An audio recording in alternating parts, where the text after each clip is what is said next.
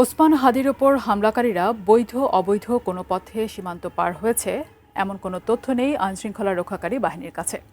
এই ঘটনায় ব্যবহার হওয়া মোটরসাইকেলের মালিকসহ ৩ জনকে এখন পর্যন্ত গ্রেফতার করা হয়েছে। আর মূল ২ সন্দেহভাজনের দেশত্যাগ ঠেকাতে সীমান্তে কড়া পাহারা রাখা হচ্ছে। ইনকলাব মঞ্চের আহ্বায়ক ওসমান হাদির উপর হামলার ঘটনায় সামাজিক যোগাযোগ মাধ্যমে যে ২ সন্দেহভাজনকে চিহ্নিত করা হচ্ছে গত ২ দিন ধরে পুলিশও বলছে তারাই এ ঘটনা ঘটিয়েছে। এদেরকে আটক করা হলো আমাদের কাছে যেটুকু তথ্য যে রোববার বিকালে ঢাকা মেট্রোপলিটন পুলিশের মিডিয়া সেন্টারে অনুষ্ঠিত সংবাদ সম্মেলনে জানানো হয়, হাদিকে গুলি করা ফয়সাল করিম মাসুদ ওরফে দাউদ খান ২টি মামলায় জামিনে মুক্ত ছিল। অস্ত্র আইনের মামলা আছে, চাঁদাবাজির মামলা আছে, সে ২টা মামলায় জামিনে বের হয়েছে। মূল অভিযুক্ত ফয়সালের পাসপোর্টের তথ্য বলছে তার সর্বশেষ বিদেশ যাওয়া অনেক আগের, তাই সে বৈধ পথে অন্তত দেশ ত্যাগ করেনি।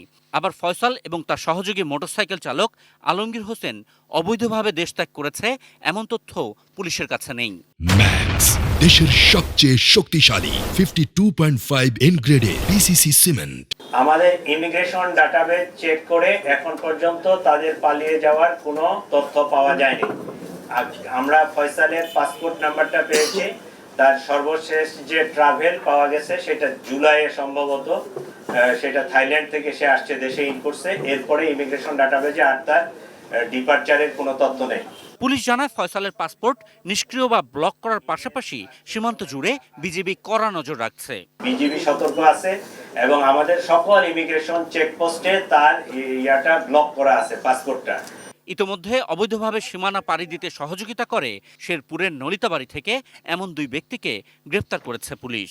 এরা ওই অপথে বলতে ইমিগ্রেশন চ্যানেলের না, ইমিগ্রেশন চ্যানেলের বাইরে চোরাই পথে মানব পাচার করে থাকে, সীমান্ত পারাপার করে থাকে।